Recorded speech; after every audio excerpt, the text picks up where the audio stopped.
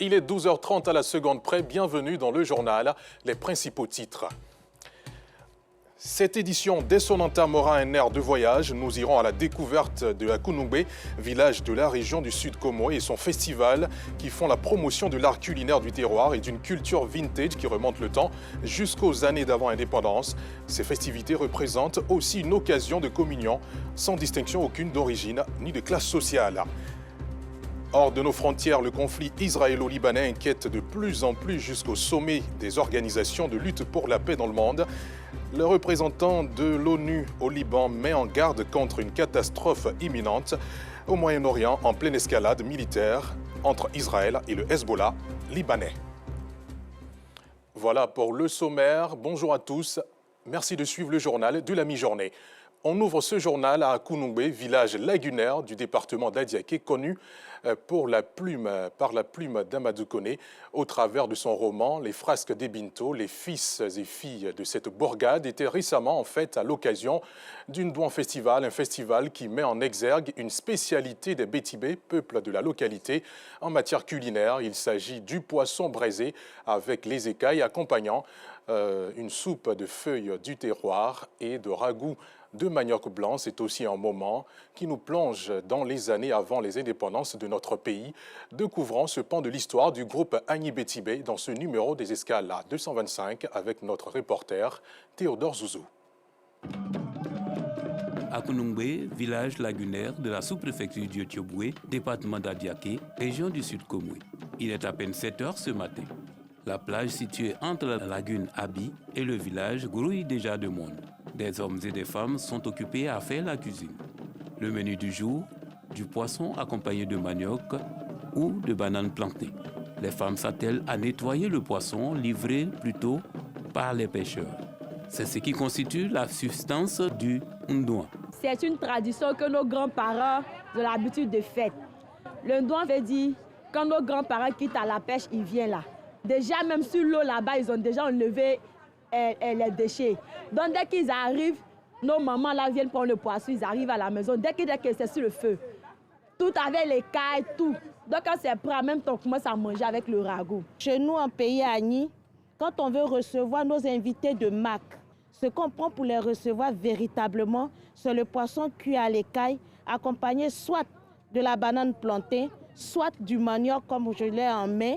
Et on fait des pâtes. Il y a la pâte de feuilles de taro qu'on appelle le coton mêlé. Il y a la pâte de l'aubergine et puis accompagné des oignons, des assaisonnements. D'autres sont assises même aux abords de la lagune. Tout comme les femmes, les hommes sont également à la cuisine. Mais celui-ci a une cuisine atypique. Nous sommes des retirés et notre histoire nous dit que nous sommes sortis de l'eau. Pourquoi faire une chose de la tradition et ne pas se mettre dans l'eau? Raison pour laquelle l'idée m'est venue de m'installer dans l'eau. En attendant la cuisson du repas, certaines femmes exposent ou exhibent des articles qui étaient incontournables dans le quotidien des habitants de cette bourgade durant les années 50. Enfants, jeunes et vieillards portent des vêtements de cette époque coloniale. Ça nous fait penser à notre grand-mère, arrière-grand-mère. Donc c'est très bon. Pourquoi on a mis ça là? Parce que nous, on n'a pas de cheveux blancs. Avant, nos grand-mères là, elles ont des cheveux blancs. Comme nous, on n'avait pas là. Voilà pourquoi on a mis les trucs blancs là. Des jeunes filles s'adonnent à des activités ludiques menées autrefois au clair de lune.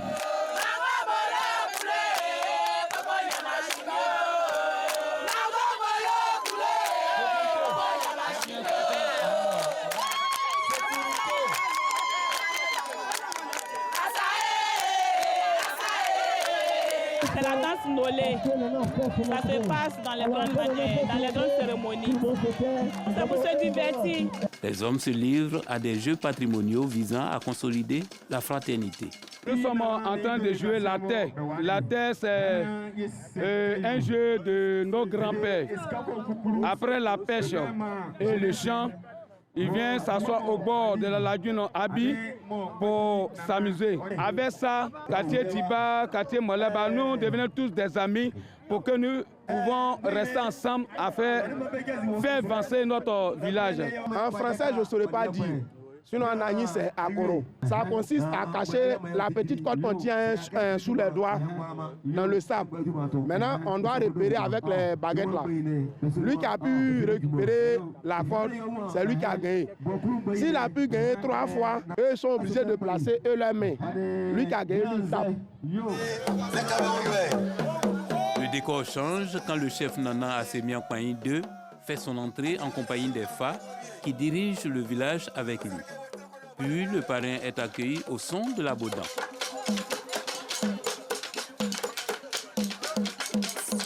On n'a plus le parrain parce qu'un parrain, c'est un homme comme un chef. Pour honorer quelque chose, c'est devenu comme un chef. Donc il faut qu'on parte le chercher pour la mère de l'Assemblée, pour que le parrain soit honoré de tout le monde. C'est un honneur pour moi. On m'a fait entrer de manière très glorieuse. La chanson qu'ils ont entendue, c'est une chanson vraiment de guerrier. Et là, ça me fait vraiment plaisir de rentrer avec cette chanson. La Bodan prend toute la place pour annoncer l'ouverture du Ndouan Festival.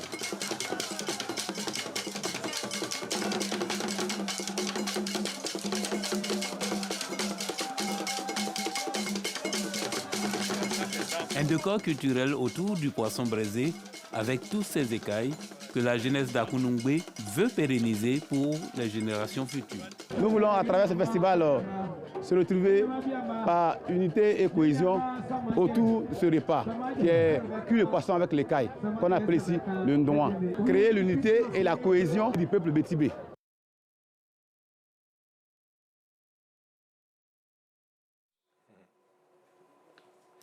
La suite de cet élément dans nos prochaines éditions. On quitte cette ambiance festive et conviviale pour celle des cohues des marchés dans celui des deux plateaux dans la commune de Cocody.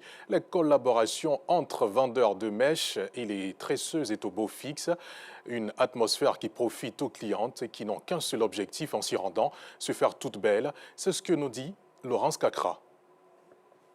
Marché des deux plateaux dans la commune de Cocody.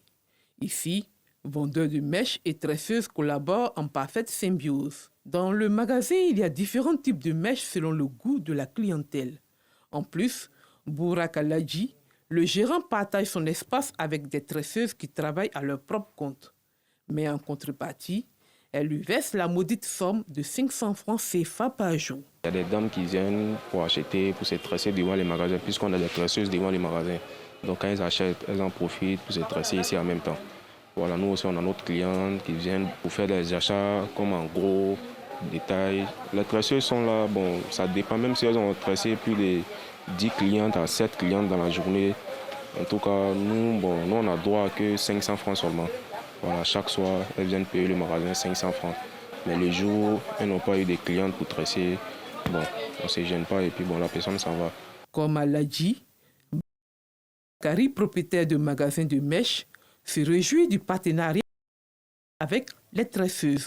La fille vient payer, gros, pour aller vendre à d'autres, ils viennent payer, s'asseoir devant les tresses. Franchement, ça marche bien, on ne se plaint pas. Parmi les clientes, les fonctionnaires viennent beaucoup. La plupart des marchés, c'est les élèves. Bon, le prix est bon. Les mèches qui viennent étaient à 1500, on a 1300. Priska Chaoré a choisi de tresser devant le magasin de Aladji, car pour elle, c'est pendant le week-end qu'elle fait de bonnes affaires. Dans la semaine, c'est les week-ends qu'on reçoit beaucoup de clientes. Mes clientes, quand elles tressent, elles sont contentes, elles reviennent. Elles demandent toujours après moi. Souvent, quand je suis pas là aussi, c'est difficile qu'elle se croie faire son vent avec les mèches. Quand il y a une cliente qui vient, quand elle me dit non, aujourd'hui, je n'ai pas assez, qu'il faut m'arranger, je l'arrange. Je lui dis, je t'arrange pour aujourd'hui, mais prochainement, tu payes le prix normal. Nathalie Kwame, une tresseuse, a opté pour la tresse devant les magasins de mèches, mais aussi à domicile, au cas où le besoin se fait sentir. Ça fait plus de 10 ans que je suis ici. Je travaille à mon propre compte. Par la grâce de Dieu, ça va, on ne se plaint pas. Dieu bénit, il donne ce qu'il peut nous donner par jour. Quand mes clients ont besoin de moi, je me déplace. Si elle ne peut pas venir, je me déplace. Je m'en vais à leur domicile, je les tresse. Je finis de tresser, puis je rentre. Si elle peut aussi, elle vient vers moi et puis je les tresse. Pour les clientes comme Émeraude Sangaï, il n'y a que le samedi pour se rendre belle, avant la reprise du travail le lundi. La présence des tresseuses devant les magasins de mèches est donc une aubaine pour elles. Les autres jours, je vais au boulot et j'ai que le samedi et le dimanche pour me faire belle pour la reprise lundi. L'école maîtresse, je suis vraiment satisfaite. C'est pas trop cher. Tout le monde peut venir chez elle. Je suis en train de faire des nappies avec des mèches nappies. Ça me va bien. Avec le coût élevé de la location de magasins, la collaboration entre vendeurs de mèches et tresseuses est une alternative au chômage des jeunes dames qui trouvent là une opportunité pour se faire de l'argent. On prend la direction de la commune de Bingerville, dans le village de Bregbo, où la chefferie a fait don de 4 logements aux enseignants du groupe scolaire Ahmed Bakayoko. C'est ce que nous raconte Clément Boko. À présent logés dans de meilleures conditions, les instituteurs du groupe scolaire Ahmed Bakayoko de Bregbo, dans la sous-préfecture de Bingerville, peuvent être plus performants dans l'exercice de leurs fonctions. 4 logements financés et construits par la chefferie du village. Un geste salué par les responsables de l'éducation nationale. Nos enseignants ne pourront que travailler dans des conditions adéquates. Et donc, je voudrais profiter de votre micro pour dire merci à la chefferie et toute sa notabilité. Avec les enseignants, nous prenons l'engagement de faire de cette école une école de qualité parce que nous avons en notre sein des enseignants responsables. Je suis vraiment heureux, même si je dois partir parce que j'ai vu la souffrance des enseignants. En 28 ans, il y a eu beaucoup de problèmes au niveau des logements. Je voudrais vraiment manifester toute ma reconnaissance envers le chef et toute sa notabilité et tous ceux qui ont œuvré pour que nous puissions avoir ces logements. En plus de la construction de ces 4 logements, la chefferie de Bregbo a réhabilité 4 autres bâtiments servant de logement pour les enseignants. On avait des toits délabrés et tout ça, et les enseignants ne pouvaient pas enseigner dans les meilleures conditions. La preuve en est, cette année, on a fait à Bregbo 100%, ce qui n'est pas donné à toutes les écoles. Nos enseignants se sont retrouvés dans des conditions optimales. Et je tiens à saluer cela. On a fait des sacrifices pour que cette école-là soit réhabilitée, qu'il y ait une clôture, une grande clôture pour toute l'école qui couvre toute l'école, les logements des enseignants, tout ça. Nous sommes à l'heure d'aujourd'hui autour de 300 millions de dépenses. Mais pour l'école, il n'y a rien de plus normal que cela. À la suite de ces infrastructures, la chefferie de Bregbo ambitionne construire une bibliothèque, une cantine scolaire et un préscolaire pour les tout-petits. Hors de nos frontières à présent, au Sénégal, l'opposition claque la porte d'une réunion sur les futures législatives. À moins de 2 mois des élections législatives anticipées prévues le 17 novembre prochain, le calendrier s'accélère. Ce samedi, le ministre de l'Intérieur et de la Sécurité publique a convié les acteurs du processus électoral à une rencontre. À peine quelques minutes après l'arrivée du ministre de l'Intérieur, Jean-Baptiste Tine, les échanges se sont tendus lors de la réunion à propos des futures législatives. Quelques 123 formations politiques ont participé aux échanges, mais les principaux représentants de l'opposition ne sont pas restés. Le ministre a par ailleurs salué le dialogue constructif avec les participants de la réunion qui sont restés jusqu'au bout. Aux États-Unis, 4 morts et des dizaines de blessés au cours d'une fusillade en Alabama, dans le sud du pays, a annoncé la police ce dimanche 22 septembre. Plusieurs tireurs ont fait feu sur un groupe de personnes dans un quartier de Birmingham le 21 septembre au soir. Au total, des dizaines de personnes ont été touchées par des tirs, dont 4 se trouvent dans un état grave, a déclaré la police. Et puis, la représentante de l'ONU au Liban a mis en garde ce dimanche 22 contre une catastrophe imminente au Moyen-Orient en pleine escalade militaire entre Israël et le Hezbollah libanais. Janine Ennis-Plaschirt estime que la solution n'était pas d'ordre militaire.